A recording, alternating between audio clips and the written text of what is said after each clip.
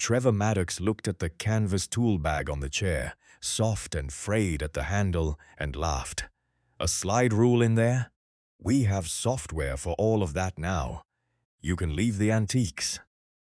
For 15 years, David Brennan had carried that bag through the cold aisles of the building that routed a tenth of the East Coast's internet, and now, on the eve of his daughter's 18th birthday, we was being told that a $31 million machine could do his life's work 100 times over, for free, forever. He didn't argue. He picked up the bag, said one quiet sentence that nobody in the room understood, and walked out into the cold. 48 hours later, 41 banks went dark, 3 states' worth of hospitals went silent, and the same people who had called him obsolete were screaming his name into a phone at 3 in the morning. Press play. The man they threw away was the only one alive who knew why the world was breaking. David Brennan was 46 years old, and he had the kind of face that strangers forgot in elevators. He wore the same 3 flannel shirts on a rotation his late wife had set up years ago, and that he had never seen a reason to change. He drove a 2011 pickup with 214,000 miles on the odometer, and he carried a canvas tool bag so old the stitching had gone the color of weak tea. For 15 years he had walked the cold aisles of Meridian's core data center in Ashburn, Virginia. The long, humming building in the part of Loudoun County the locals called Data Center Alley, where something close to a tenth of the East Coast's internet quietly passed through on its way to somewhere else. Most nights David walked those aisles alone. The younger engineers preferred their dashboards, the glowing wall of green and amber tiles upstairs that told them, in tidy numbers, that everything was fine. David preferred the floor. He liked the cold on his face and the particular sound the room made, a sound like a held cord, thousands of fans turning at once. We had learned, over a lifetime, to hear inside that cord. On a Thursday in early spring, he stopped halfway down row C, set down his coffee, and tilted his head the way a man does when he hears a name called from far off. "That one," he said to nobody, and pointed at a power supply 3 racks down. "Bearings going. 2 days, maybe 3. With a night shift technician, a kid named Pratt, laughed at him. The dashboard showed the unit at a perfect 98% health. There was nothing wrong with it. There was nothing wrong with it for 41 more hours, and then at 6:47 on Saturday morning the fan seized, the supply browned out, and the dashboard finally turned the tile red. Long after the machine had already told David the truth in a language the sensors didn't speak. Pratt never laughed at him again. He didn't understand it, but he stopped laughing. Remember the way David listened. It is the whole story, in miniature. He had one true thing in his life outside that building, and her name was Nora. She was his daughter, and she was about to turn 18. And she was the reason he had stayed in a job that had quietly buried him 5 years before. Her mother, Ellen, had died when Nora was 13. A fast, unfair illness that took 11 weeks from the diagnosis to the end. And in the silence after, David had taught his grieving girl the only language he had ever been fluent in. He taught her electronics, not from books.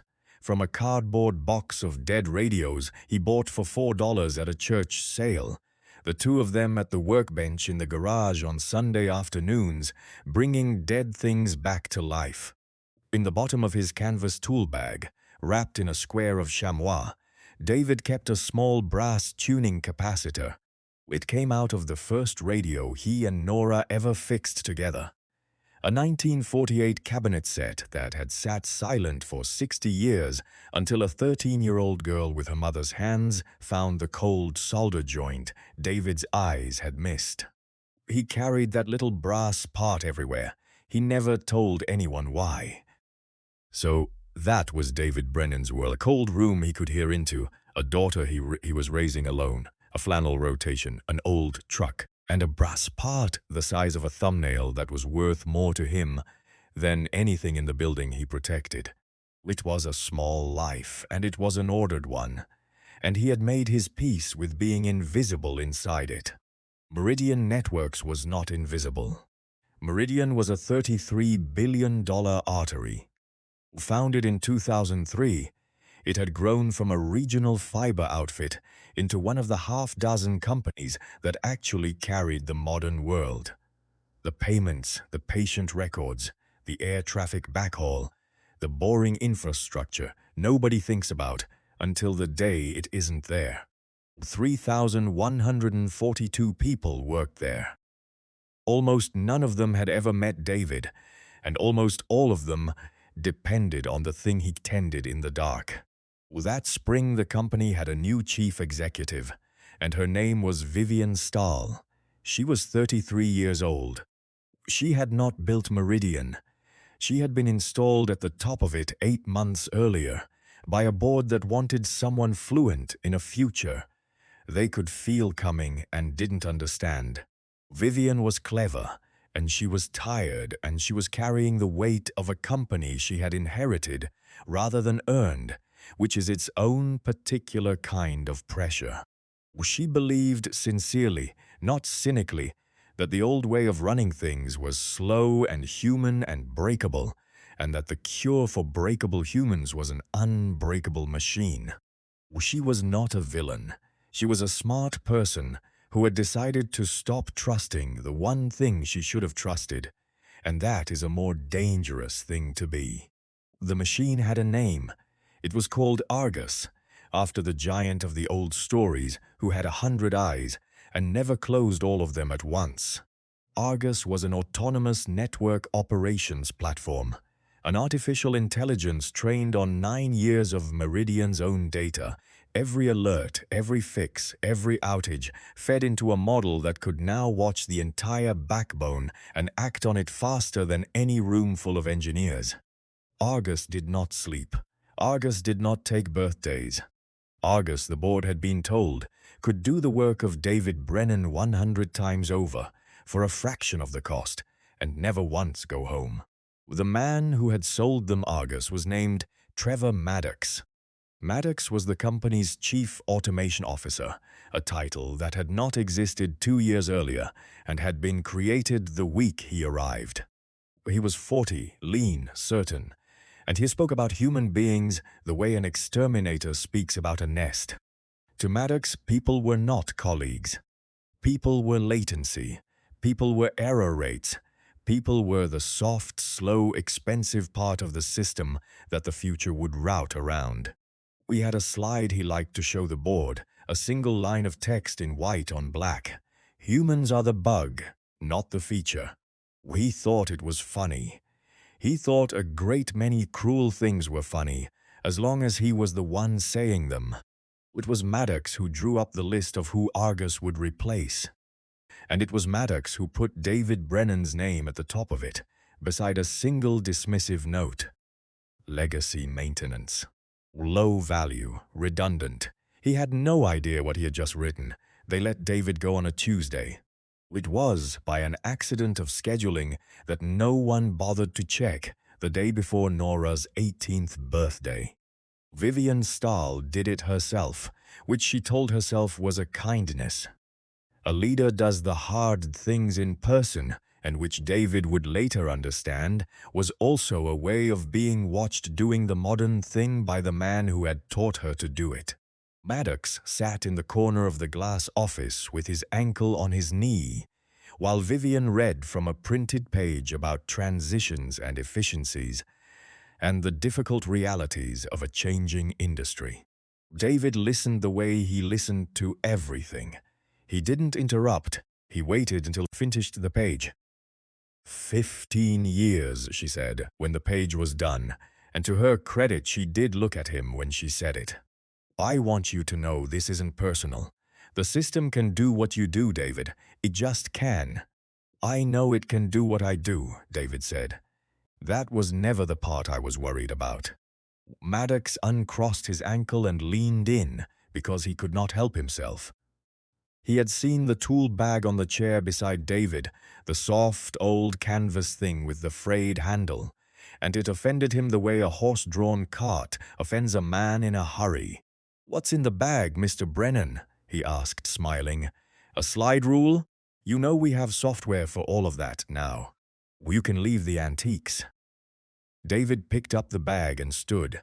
He was a head taller than Maddox, though he never used it. "Software knows how to run a system," he said quietly, almost gently, the way you'd correct a child who didn't yet know better. "It doesn't know why the system wants to run. That's a different kind of knowing. You'll find out which one matters." Then he walked out, past the wall of green and amber tiles, down through the cold humming building one last time, and he stopped, just for a second, at row C, and laid his hand flat against a rack the way you'd lay a hand on the flank of a horse you were leaving behind. Pratt, the technician, saw him do it, and didn't understand that either. The next morning, David made his daughter breakfast for her 18th birthday, and did not tell her he had lost his job.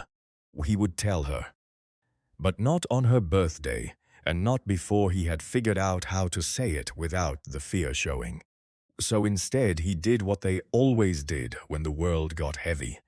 He brought her out to the garage. On the bench was a transistor radio with a swollen capacitor, a cheap thing, the kind that fails by the thousands. David set it down in front of Nora and didn't say a word about offices or efficiencies or Trevor Maddox. He just pointed at the small cylinder on the board, the top of it domed up like bread that had risen too far. "Tell me what you see," he said. She bent over it. She had her mother's stillness when she concentrated. "It's bulged," she said. "The top's pushed up. And what does the meter say?" She clipped the leads on and read the screen. "It says it's fine. Capacitance is in spec." "So which one do you believe?" David asked. "The meter or your eyes?" Nora looked at the swollen little can, and then at her father, and she understood the trick of the question. "The eyes," she said. "It's going to fail. The meter just hasn't caught up yet." "That's the whole thing," David said. He sat down on the stool beside her, and for a moment the future he hadn't told her about sat very close. "A meter tells you what already happened. It tells you the past."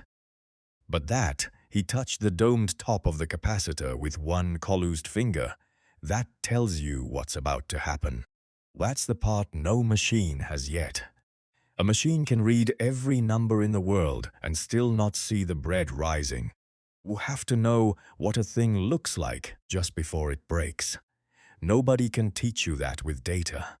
You have to have your hands on 1,000 broken things first. She didn't know it, but he was telling her his entire resume. He was telling her why he was about to be proven right in a way that would shake the East Coast. Here is what neither David nor Nora knew, sitting in that garage. 9 years of Meridian's own history was about to come due, and it would come due on a clock that had been ticking since long before Argus was switched on. The modern internet does not know where everything is by magic. It knows because every network on Earth shares a constantly updated list of addresses, a map of all the roads called the Global Routing Table, and every core router in every major facility has to hold a copy of that map in a special, fast, finite chunk of memory so it can decide, in millionths of a second, where to send each packet. But the map only ever grows. Every year the world adds tens of thousands of new roads, and every router ever built has a hard ceiling on how many roads it can hold in that fast memory before it simply runs out of room. In 2014, the global map crossed a famous line, 512,000 roads, and routers all over the planet, configured with an old default ceiling at exactly that number, fell over at once. Networks died on every continent that day, not because anyone attacked them, but because the map had outgrown the memory and nobody had repartitioned it in time. It was one of the most important lessons in the history of the craft. And it was the lesson David Brennan had tried to make his own company learn, 6 years before they threw him away. Meridian's core routers were a custom platform the engineers called the Beaumont class. Fast, old, and provisioned, back when David himself had built the backbone to hold 786,432 addresses in fast memory. In 2019, David had watched the global map climbing toward that number at roughly 50,000 new roads a year, and he had done the arithmetic any honest engineer would do. He wrote a formal risk memo. He cited the 2014 disaster by name. He recommended a memory repartition across all 40 core routers and a hardware refresh on a defined schedule, and he put a date on the wall, a window a few years out, when the map would cross the Beaumont ceiling and the whole thing would come apart exactly the way it had in 2014. The memo cost money to act on. Trevor Maddox, newly arrived, was building a case that the future was software and that spending on old iron was throwing good money after legacy. He marked David's report not a priority. Automation roadmap supersedes T, and he signed it, and he filed it where reports go to be forgotten. And because David had embarrassed leadership by being loudly, technically right in a meeting, he was quietly moved off the architecture team and down onto the maintenance rotation, walking the cold aisles in the dark. They didn't fire him then, they just made him invisible. And David, who had a 13-year-old at home who had just lost her mother and needed his health insurance more than he needed his pride, let them. For 5 years he walked those aisles knowing the bomb was still under the building, and that the clock on it was the slow growth of a map he could not stop. The map crossed the Beaumont ceiling at 1:50 in the morning, 2 days after they fired him. It did not announce itself. The global routing table simply ticked past 786,432 roads, the way a tide crosses a line in the sand, and Meridian's 40 core routers, already full, quietly stopped writing new roads into their fast memory. They didn't crash. That was the cruelty of it. The routing software in each box still knew all the roads. We just couldn't load them into the fast lookup memory anymore. So it started shoving the overflow into the slow path, asking the router's general processors to figure out each lost packet by hand, millions of times a second. The processors began to drown, and as they drowned, traffic to certain addresses, never all of them, just specific scattered ones, began to fail. A bank in Charlotte, a hospital system in Richmond, a payment processor in Atlanta, reachable 1 second, gone the next, back again, gone. The pattern of it was strange and partial and maddening, and it had a name David would have recognized in his sleep. Argus did not recognize it. Argus had been trained on 9 years of Meridian's outages, and in all 9 of those years the company had never once let its forwarding tables overflow, because for the first part of that history, David Brennan had been the one watching the map. So Argus had never seen this failure. It had no memory of it. And when the machine looked at the symptoms, latency climbing, packets dropping, processors pinned, it reached for the only explanation it had been taught, the explanation that fit 10,000 examples in its training and did not fit this one at all. Congestion. The machine decided the network was congested, and it did the thing it had learned to do for congestion. It began rerouting traffic. This was the catastrophe inside the catastrophe. Every time Argus rerouted a flow to relieve congestion, it pushed a fresh batch of addresses onto a different core router whose fast memory was also full, forcing more overflow into the slow path, drowning another processor. The machine was, with perfect speed and perfect confidence, pouring water on a grease fire. It generated 400 reroutes a minute. Each one made it worse, and because Argus was certain it kept going, faster and faster, hour after hour, hallucinating a problem it understood, and never once seeing the problem it didn't. By dawn, 41 financial networks were dark. By noon, the outage had a price, and the price was a number nobody in the war room could say out loud without their voice changing. By that evening, it was costing the customers of Meridian Networks something on the order of $11 million an hour, and it was still climbing. In the war room, the people who were supposed to understand Argus did not understand Argus.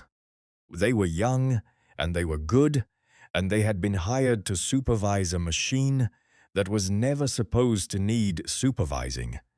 And now they stood in front of it the way you'd stand in front of a fire you'd been told could not start.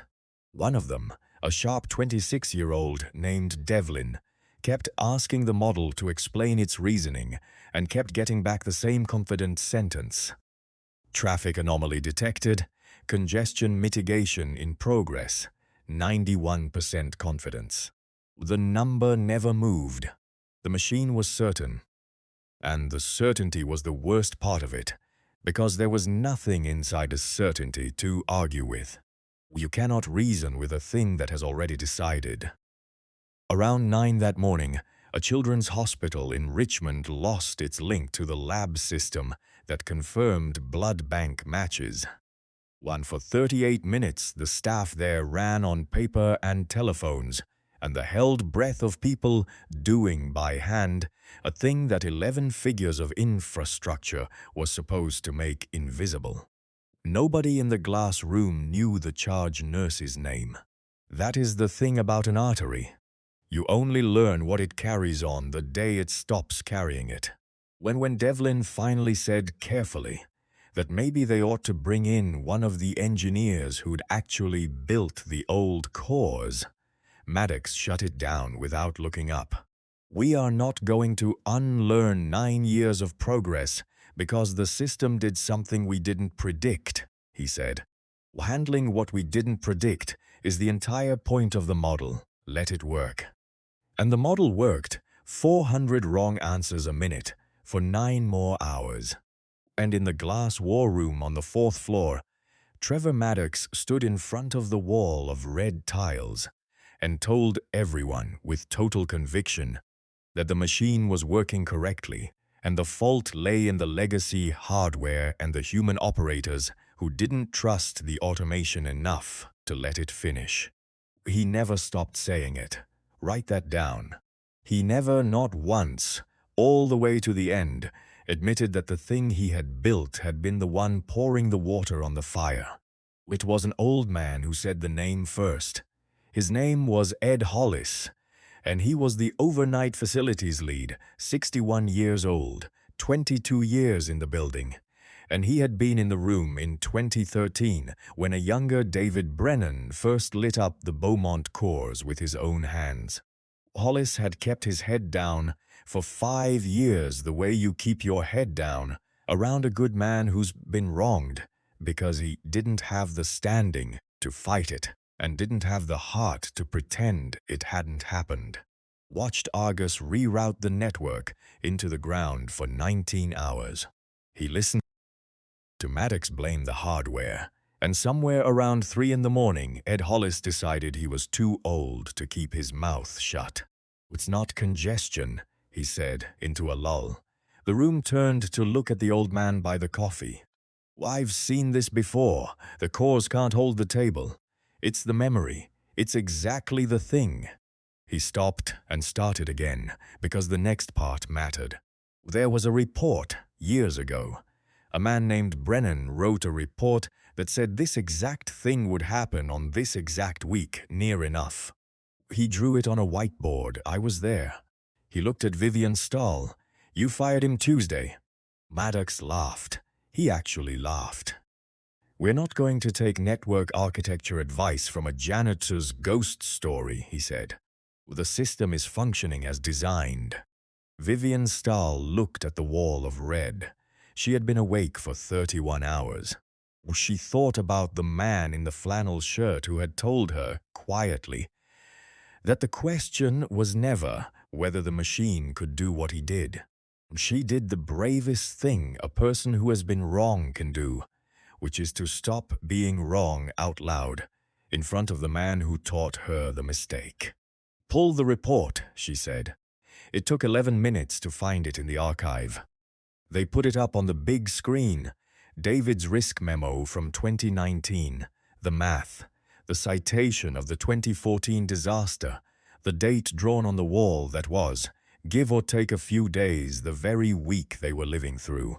And at the bottom of it, in the rejection field, was a single line and a signature. Not a priority. Automation roadmap supersedes. T. Maddox. The room got very quiet. It was the kind of quiet David Brennan would have recognized, the held chord quiet, the sound of a thing about to change. Maddox looked at his own name on the wall, and his face did something complicated, and then settled hard into the only shape it knew. "That was the correct call at the time," he said. Nobody answered him. Vivian was already on the phone. David's phone rang at 3:40 in the morning. He almost didn't answer a number he didn't know. When he did, it was the chief executive of Meridian Networks on the line, and her voice was not the voice from the glass office. "David, it's Vivian Stahl. I need you to come back. I need you to come back tonight, right now, and I am asking you, not telling you. I'll send a car. There was a sound, and he understood she was a person at the absolute end of herself. "We did this wrong. I did this wrong. Please." David stood in his dark kitchen in his socks. Down the hall, his daughter was asleep, 18 years old, 4 hours away from a Saturday they'd planned to spend in the garage. He looked at the canvas bag by the door. "I'll come," he said, "but not for the money. I want to be clear about that, because I think money is the only language some people there speak. And it isn't mine." "Anything," Vivian said. "Name it." "I'll tell you when I get there," David said, and hung up and went to wake his daughter, because he had decided something on the spot, and he was not going to do it without her. Brought Nora with him. He drove the old truck through the empty dark to Ashburn, with his 18-year-old in the passenger seat, and he carried the canvas tool bag through the lobby of the building that had thrown him away, past the security guard who blinked at him, and up to the war room where 41 networks were dark, and $11 million an hour was bleeding out of the modern world. He did not gloat. There was no time, and it wasn't in him anyway. He set the bag down, looked at the wall of red, and asked for two things, a console cable and silence. Then he read the room the way he read everything. He didn't open the dashboards Maddox lived in. Walked to the rack of monitoring gear and looked at the core router's status lights. The line card's small LEDs, blinking in patterns that meant nothing to the people who had been staring at graphs for 19 hours, and everything to a man who had spent 15 years learning to read them like a face. Watch them blink for about 10 seconds. "There," he said. "Slow pass red on every Beaumont in the fabric. The control plane still has the roads. The hardware just can't hold them." He turned to Vivian. "Your machine's been treating a full memory like a traffic jam. Every reroute it's run for 19 hours has made it worse. You need to turn Argus off, right now, before I touch anything." Maddox started to object. The system, he said, was the only thing holding the network together. And David, for the first and only time, raised his voice just enough. "It is the thing tearing the network apart," he said. "It is very fast and very sure, and it is doing the wrong thing 400 times a minute. Turn it off." Vivian turned it off. What David did next took 2 hours, to anyone watching, almost boring, which is the truth about competence that no movie ever tells you. Was no frantic typing. There was a man, a console cable, and a sequence. The fix itself was a single decision the machine had never been allowed to make. Repartition the fast memory on all 40 core routers. Take back the space sitting unused for one kind of address and give it to the kind that was overflowing, so the cores could finally hold the whole map again. It is a known thing. It is the thing the world learned in 2014. It is, in the abstract, 4 lines of configuration. But you cannot do it all at once, because changing that memory means restarting the router, and restarting a core router takes traffic offline for the minutes it's down.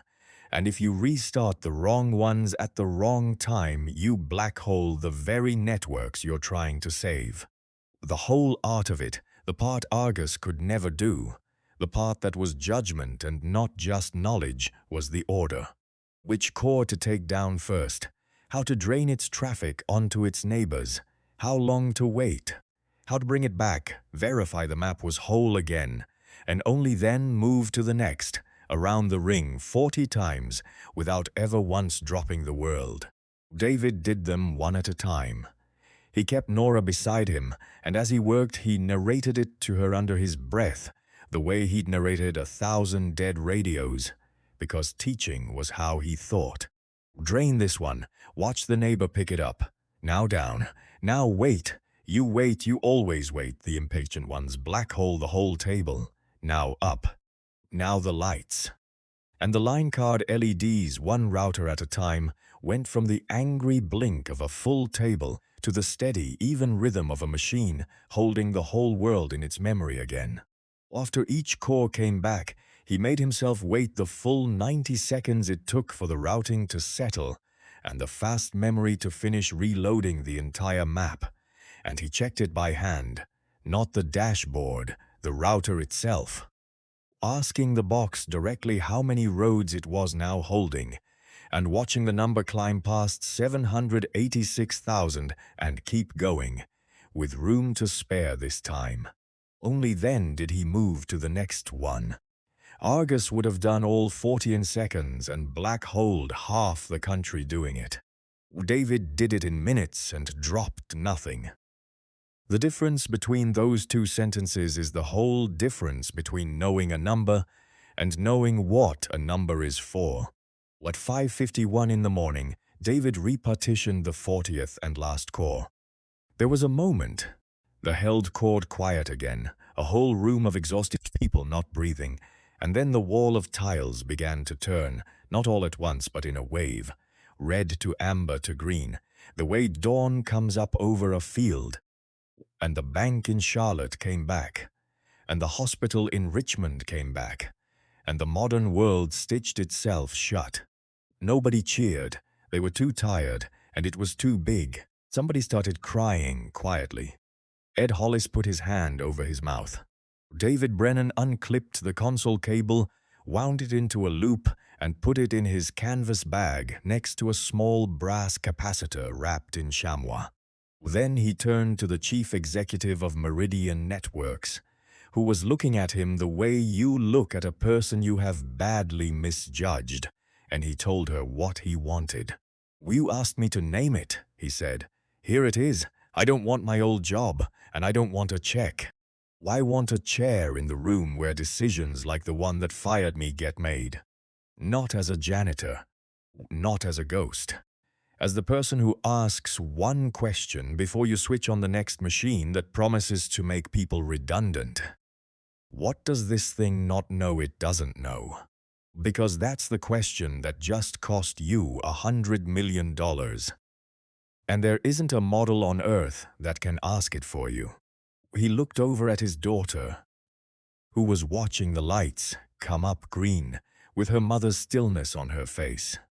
"And I want her to be able to do the same job someday, if she wants it," he said. "I want there to still be a craft to do." Vivian Stahl said yes to all of it. Then she walked over, in front of the whole room, and she did the thing the machine could never do, and Maddox would never do. She apologized, not in a press release, out loud to his face, while it was still embarrassing to do so. "I'm sorry," she said. "You told me the truth, and I wasn't ready to hear it. I'm sorry. Trevor Maddox was not in the room to see it." He had left an hour earlier, around the time the report went up on the wall with his name on it, telling anyone who would listen that the real failure was a culture that refused to trust automation, and that this would all look very different once the legacy hardware was finally retired. He said it in the elevator. He said it to the security guard. He was still saying it to a smaller and smaller audience long after it stopped mattering whether anyone believed him. The reckoning, when it came, was not dramatic. It almost never is.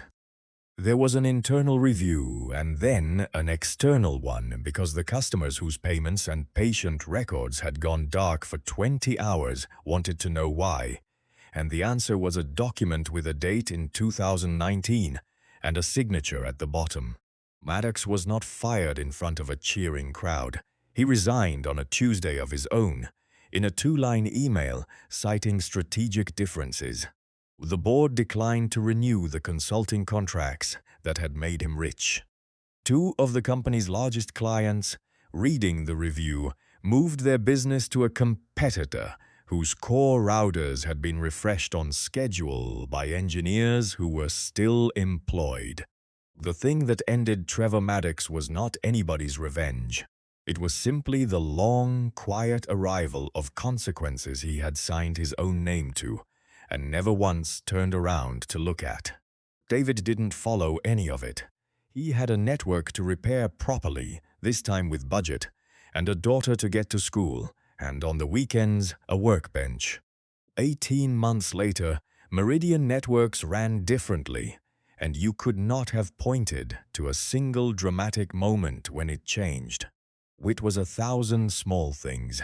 Argus was still there, but it had a new constraint hardwired into it. Any action that would take a core router offline, or any failure pattern it had never seen before, stopped the machine cold and put a phone in a human being's hand.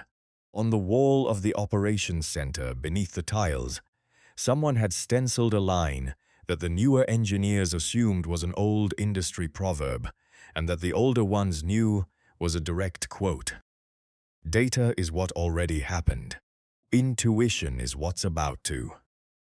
And in the room where Vivian Stahl made the decisions that carried 1/10 of the East Coast, there was a chair, and in it most days sat a man in a flannel shirt who said very little, and when he spoke, was listened to. His title was new, like Maddox's had been, but where Maddox's title had meant replace the people, T. David's meant something close to the opposite. Officially, it was principal engineer for human oversight. Unofficially, the night shift called it being the one who asks what the machine doesn't know it doesn't know. Pratt, the technician, who had once laughed at a man for pointing at a healthy power supply, now walked the cold aisles himself on Thursdays and tried to learn how to listen. On a Saturday in the fall, David Brennan brought his daughter into the building one more time. Not for a crisis, this time, but because she had asked to see it. Nora was 19 now, and 3 weeks into an engineering program, and she wanted to stand in the room her father had saved.